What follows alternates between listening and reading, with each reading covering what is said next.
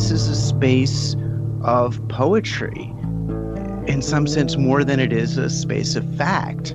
It was even, Andrew Breitbart, of all people. It's a great quote where he says, politics is downstream of culture. And that's another way of saying facts are downstream of feelings and perception and sort of your psychic set. Well, we're going to start wrapping things up. And I thought that was a good place to start wrapping things up. I kind of want, lastly, Doug, to talk more about your creative work. And, I remember recently in a podcast, you were kind of saying that now I'm thinking that the most important work that I can do with whatever remaining time I have on this little globe is cultural. I'm getting attracted to theater, to fiction, to comics, to TV, to places where we can kind of break apart the cultural narrative that we've been using, the cultural narratives that are so obsolete in an era where rapid and really heartfelt cultural change are called for. That what I want to start doing, particularly as soon as I'm done with this next, just one more book, this next book, is I want to start getting involved again in theater, in listening, in fiction, in cultural narrative. Pursuing more creative stuff is still on the horizon for you in your trajectory of your work? Yeah, I mean, I guess partly, as you get older and as time speeds up, I start thinking about how many projects do I have left that I can really do. It feels more finite now, so, and this is true with anybody and anything you choose to do is an opportunity cost of something else. And, I was thinking a lot over the last years about, my decision to pursue, writing these books and getting involved in interactive, technology and theory about it all. When I was doing theater, originally I was a theater person, and I had gotten really fed up with theater because it was so expensive for people to go to a play, and it was only like rich people going, and it had this kind of elitist thing about it. And then the net seemed like it would be the people's medium and everyone could have access and all that. But the net's become about big business, and theater is left, for in some ways for the poor. So I want to make theater again, or play in that space again. I mean, I am doing another book. I was going to do a theater piece this year, but COVID kind of put that on hold. So I decided to do another book loosely based on that piece I wrote a year or so ago about the billionaire survivalists and sort of what mentality leads to that kind of insulation mindset, where they're trying to earn enough money to get away from the rest of us rather than participate in civilization. They see it as something to escape from, so I want to interrogate some of that and where it came from. But yeah, I want to play again. I mean, the paperback of my graphic novel, Alistair and Adolf, just came out, or it's coming out in a week or so. And I mean, I miss that kind of play, doing a graphic novel as kind of a sigil. And I was really the main argument of Alistair and Adolf, because there's a framing story around it about a young, web designer in the mid-90s. The premise is that we are migrating from one world into another. And in this next world, this cyber world that we're going into, this net world, corporations are really more powerful than we are. This is their home turf. This is an abstracted realm. It's not real. And if it's abstracted, then it's utterly vulnerable to magic, to control of that sort of sigil nature. You're wandering around out there and you look at brands for a sense of grounding. Not having the same obligation as I do in some nonfiction book to make a clear, literal sense all the time, but to come up with images and ideas and paradoxes that can be unsettled and incomplete and still count. So yeah, I want to start playing in some of those spaces. I really enjoyed working with this guy, Mike Oming, who's a graphic artist. I might get involved in the documentary space again. There's some interest for that. But again, documentaries, for the most part, are supposed to be like journalism, and I'd like to do a documentary that's not, that can tell deeper truths than the sort of historical, literal things that I could tell in a more journalistic piece. So yeah, I want to play a bit, and I mean, I took a job, my first real job since being a waiter. I took a job as a professor at CUNY, the City University of New York.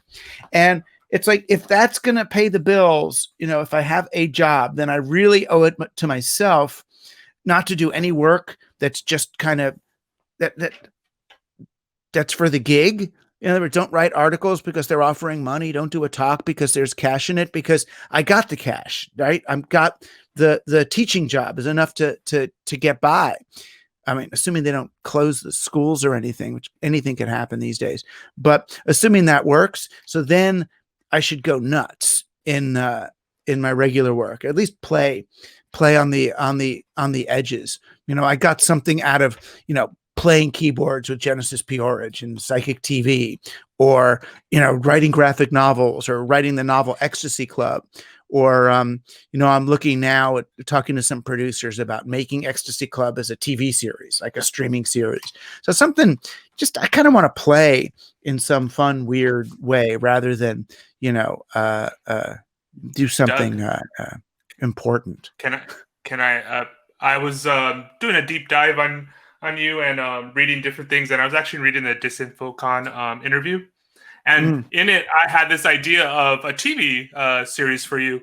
It's you as the media consultant, loosely based on you. It's like you, but looking more like Don Draper, so it's like a reverse Mad Men, and you're going around liberating these admin from giving them enlightenment to either, well, first, your folly is that you try to get them to quit, and then you realize that they're actually in leverage points, and then trying to get them to use their power to give interesting media to the masses.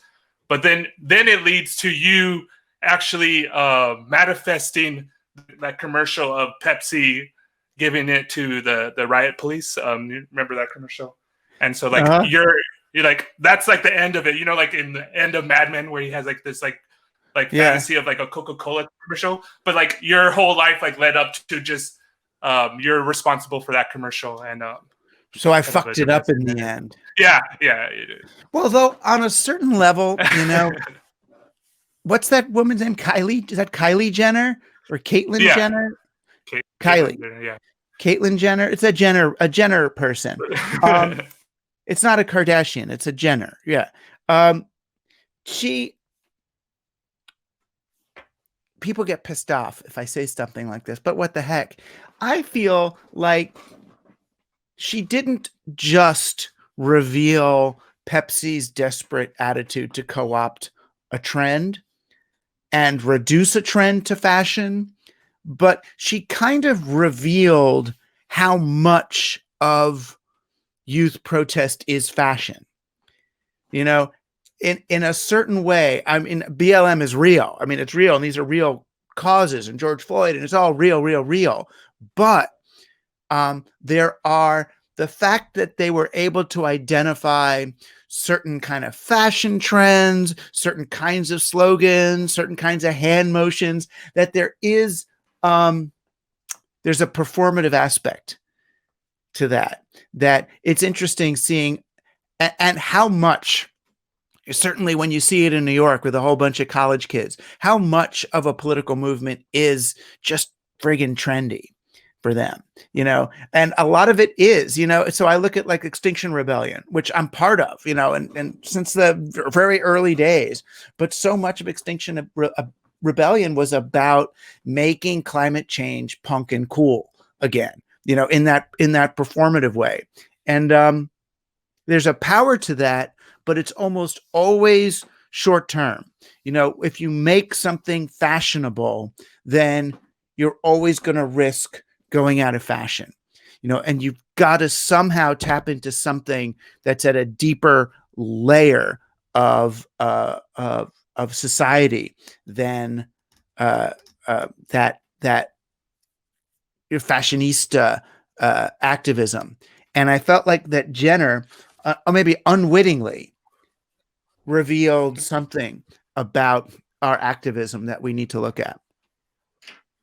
I think this is cool because I think we could circle it back around to when we were talking about David Bowie versus Madonna and like the ritual or like more sacred form of transforming versus like the branding, trying to like stay relevant transformation of those two, what we were talking about earlier in this. I was talking about this with my friend about how we don't have the discipline now to do like social movements like of Gandhi and Martin Luther King.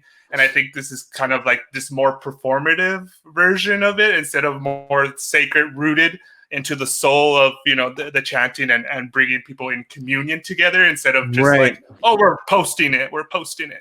To the quintessential of the Capitol was just memeing each other to death, like when they stormed the Capitol. And it speaks to an impatience, you know, there's because we'll say, as I've said before, right, well, what about Gandhi, Martin Luther King, and Mandela, and, you know, that kind of activism, that rooted spiritual activism, and say, oh, well, yeah, but look, that didn't work. You know, look where we are. And I'm like, no, it did work. It's just, we got to keep going. Of course it worked. It's just, it's not over. You know, it's like, so it's not like, oh, no, let's switch the channel and try something, you know, faster. And I was like, sorry. Yeah, it's the slow, steady progress, right? Of it's hard to see that only when you kind of look back. Yeah, you want instant results. You know, it's like you may not get it in your lifetime, even. You know. Yeah, and this is, I think what's important about the lineage and what you're saying about like my media seems, or I seem to be older than what I guess the perception is because of kind of trying to get rooted in something more than just what's happening right now, that like these ideas are connected and there's lineage to all these ideas and what this whole human project is about, you know. So thank you for your time, Doug. Indeed. It was fun to have you here. Well, thank you. Thanks for all the stuff you've done. I've loved the videos you made, particularly, of course, the ones interpretations of Team Human monologues and other stuff. They're, you know, they're really cool. I mean, I've been influenced by, you know, the cut up method. And then when, you know, you had that talk with Genesis, it was just like, I'm going to even like double down more on like cutting up your stuff to bring that out. I know we more. got these, you know, we got these 3 bonus episodes we're putting out now, which is the audio cassette recording of my like 6-hour conversation with Genesis when I first met him. And we were driving from San Francisco to LA. I mean, and it's so funny, but it's like they're the trailheads for everything we ended up working on over the next 20, 30 years. So it's fun. Yeah. You know the old phrase of as above, so below? One of the key alchemical formula. Pre-Renaissance times, I suppose. In the present time, you've got a street culture of body modification and decoration and manipulation. A reinvestment in the idea of physical thresholds leading to altered states of consciousness or clearer, more specific perceptions of one's place behaviorally in society. That's very much the same. It's almost a faith structure that you can, just as you can now adjust without guilt the shape and form of your own body, so you can with culture. It is equally as modifiable, as manipulable and malleable as the human body. It has to be, because it comes from us, the humane body, I should say.